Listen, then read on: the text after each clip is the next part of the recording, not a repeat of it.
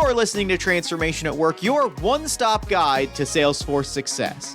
And this is Project Rewind, real stories of business transformation and Salesforce success in our customers' own words.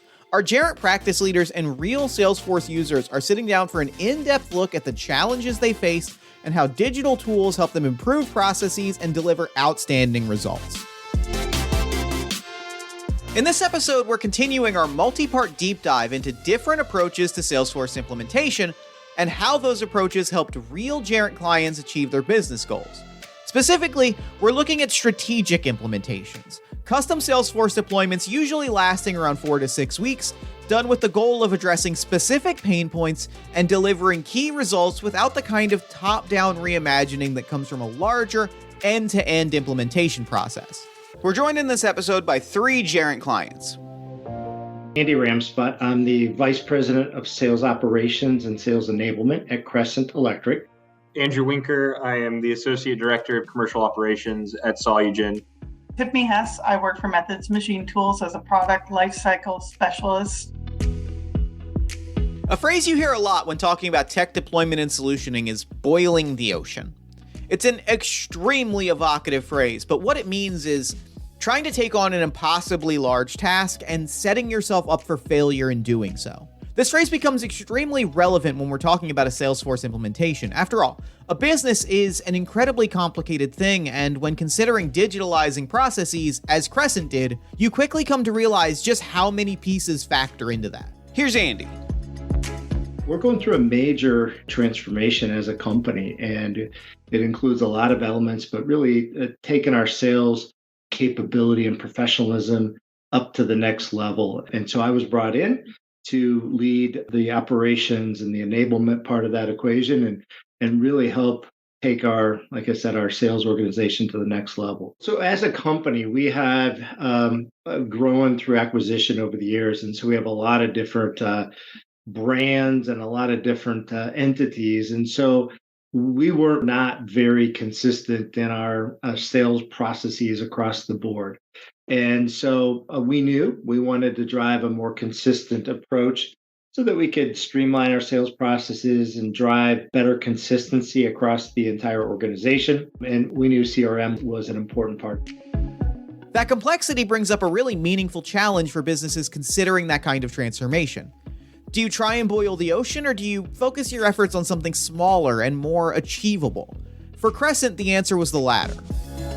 We wanted to get going relatively quickly. I mean, we didn't want to think about it and plan on it for years and, 5 years down the road, finally get something in place. So we tried to find a happy balance of, hey, let's bring together the right people with your team and really design and improve processes up front, and then quickly get into the execution and, making this thing work.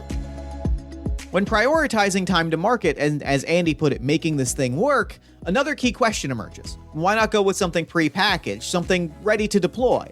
That's the route that Methods Machine Tools, or MMT, took originally, and in doing so realized some of the limitations that come with that, especially when you have specific business needs that require customization.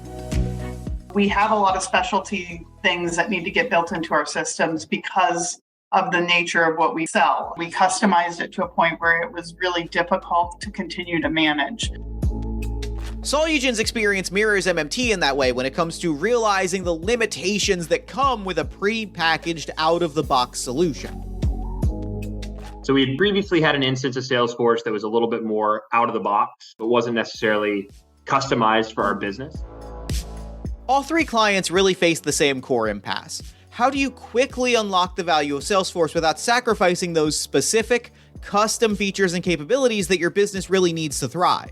Being able to answer that question really comes down to understanding what you're looking for out of Salesforce and knowing what you're trying to achieve. Do you have immediate pain points or specific challenges that need to be addressed quickly? Do you have limited time and budget available for these implementations? Do you have enough resources to commit to that short and limited time as well to accelerate things? Are you looking to have minimal disruption to existing processes and systems? This is Nick Holbick-Suit, Gerent's Director of Distribution. Nick has overseen a wide range of implementations in his current role and understands that for businesses looking for those very specific results, an out-of-the-box approach might not be the ideal solution.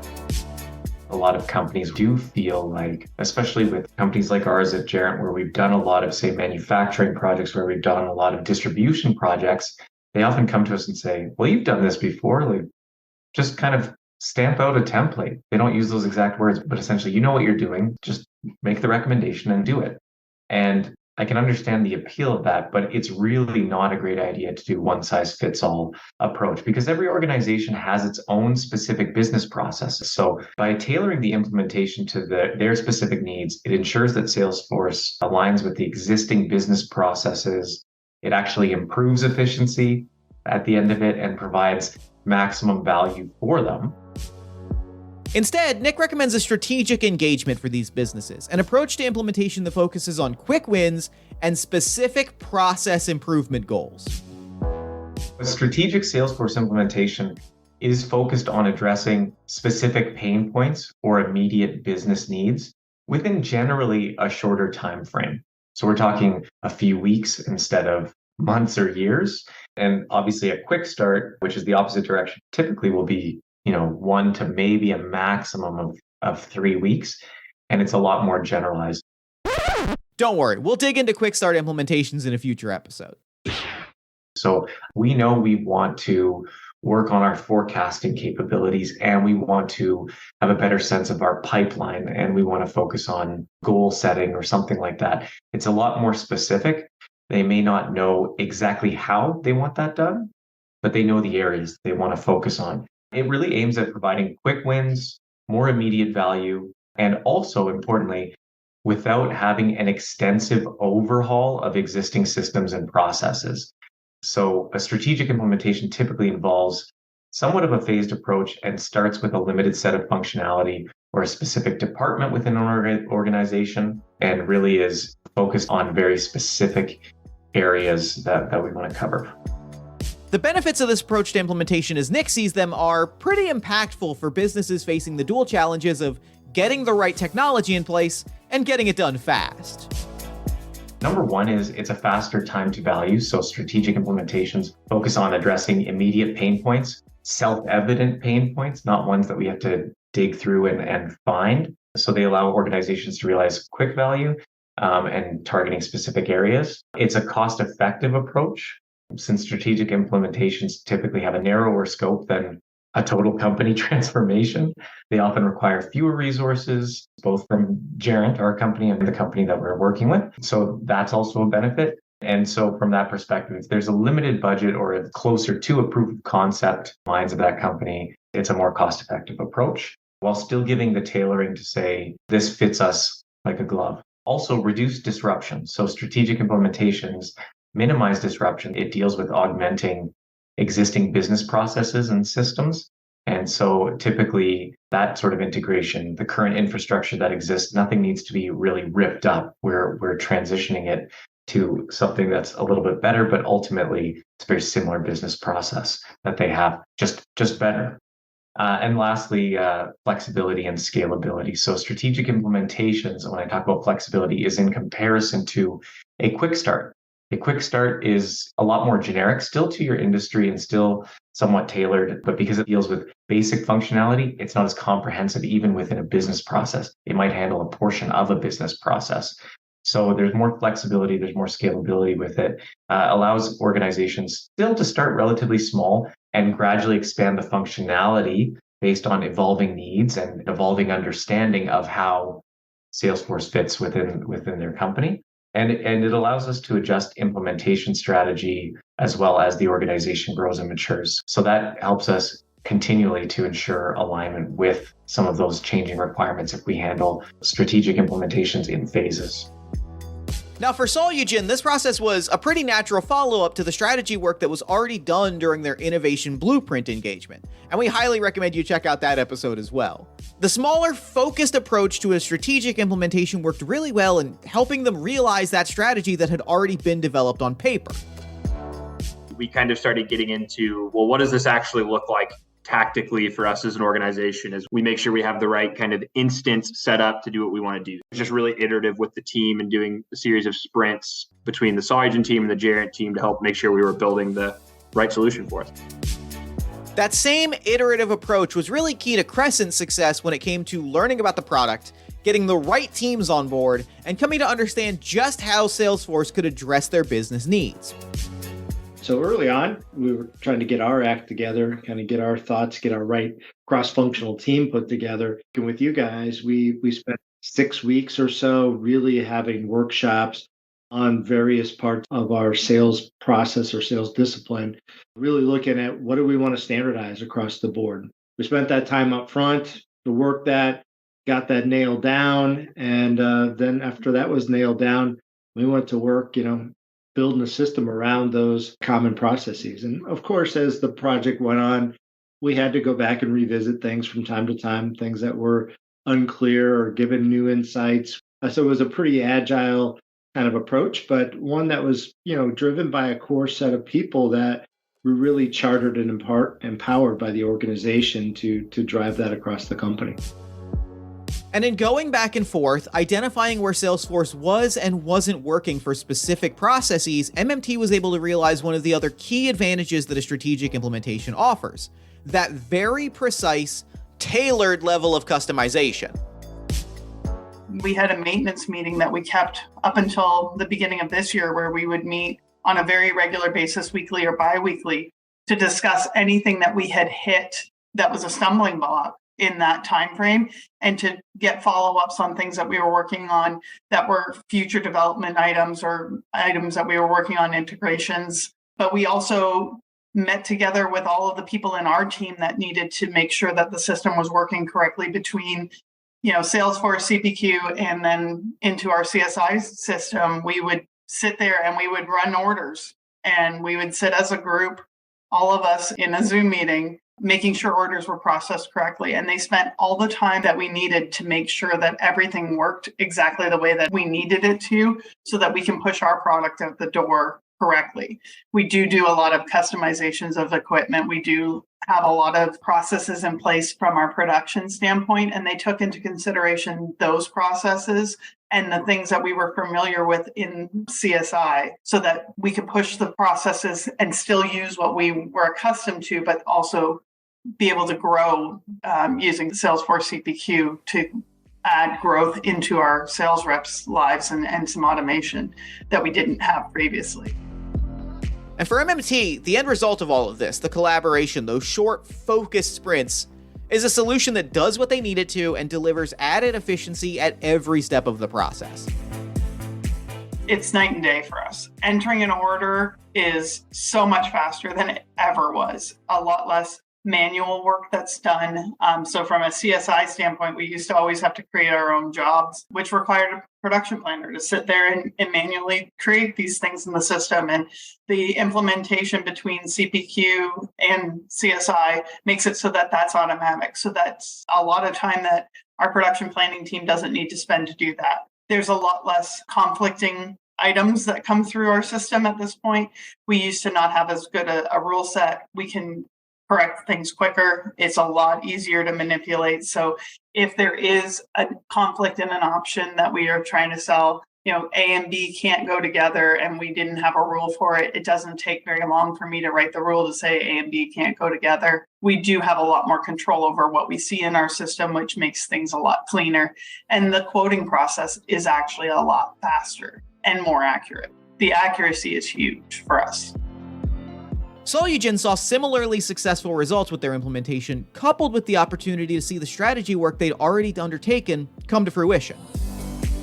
The main thing for us is, when we started off, we'd kind of had our framework and strategy for how we wanted to think about our commercial pipeline in our head. And this really gave us a tool to kind of have visibility into that. So I would say the number one thing is data visibility. I think that's really what we've gotten out of this, particularly across our commercial pipeline, and actually building a tool to help us facilitate that customer journey throughout our relationships. That's one. And I think the other thing for us is we think about kind of broader across the organization and different processes connecting. I think we laid the foundation for a central data system to help provide that type of visibility and improved decision making, whether that be with our new product introduction process and connecting that with our enterprise BD strategy and how we think about our pipeline. I think the foundation for a central data system to do both of those was really, really helpful for us. And for Andy and Crescent, the establishment of common practices and the addressing of immediate pain points opened the door for major streamlining of processes and a more cohesive work environment on the whole. The initial reaction and some of the initial thoughts here, people have been very receptive to have a common tool, common approach, more transparent in the business, understanding, what's going on from a sales perspective, more transparency across the company, because historically, part of our company had a CRM, but probably about half of it did. The other half did not. So now everybody's on the same platform. We have, ultimate transparency across the organization, I think, which is really good, and people are excited about that. We implemented a process to look at, we do a lot of bid jobs, and we implemented a process, really cool process that you guys led us down the path with your capability called Bid Boss, to really look at that differently. And so how do we get a common view of the funnel with our quotes team on the projects that we're bidding?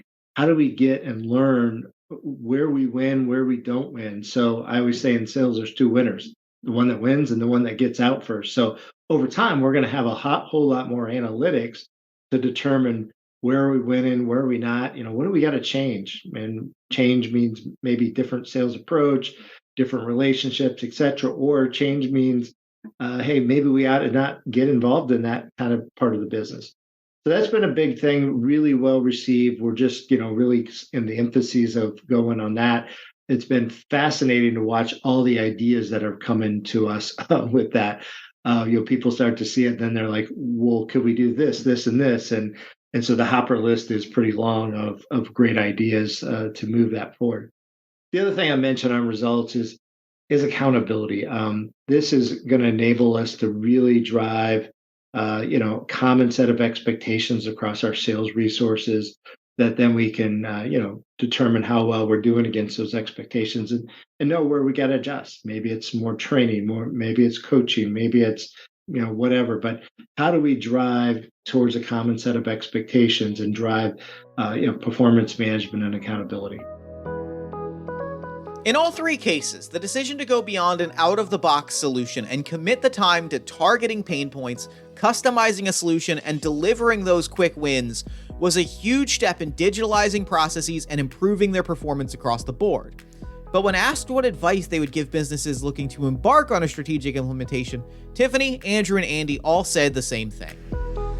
The biggest advice I could give anybody is to make sure that you get the right people involved on the front end. Grab a core set of people that can speak on behalf of the company and, that are kind of cross-functional, that are thought leaders and practical at the same time, that really can roll up their sleeves and stay together for the course of the project. Ensure adequate organizational alignment, ensuring everyone can answer questions the same way when they're being asked, so you really know what you're trying to solve for across the entire organization. And if you don't know, talk to Jaren and see what skill sets do those people need, because it will make a huge difference. The reality is, you need your people on board for any implementation to be a success. And one of the best ways to ensure that teams are aligned, excited, and committed to the project is to trust the right technology partner to bring their technical insights and collaborative skills to the table to help realize the potential of the solution. Throughout the project, make sure there's a healthy communication cadence with the implementation team to help iterate effectively towards that. And as Nick points out, that's one of the ultimate goals of a strategic implementation, to create a deployment experience that augments rather than replaces existing workflows, so employees get to experience the wins without needing to reimagine their entire process. Or in other words, without needing to boil the ocean. A lot of times when I think about transforming a process or augmenting a process, the strategic implementation is often this feels familiar but better. That's the outcome in terms of feeling. This feels familiar but better. Then, once you have that buy-in from employees, they can really start transforming business processes, reimagining their workflows, and achieving new levels of success through digital technology. That was an important part of our progress and our success so far is that alignment and across the organization. Everybody is knows that this is really our number one priority at this moment in time, and all in with whatever we asked or needed support in any element. Everybody was willing to roll up their sleeves and do whatever it was take to get it done.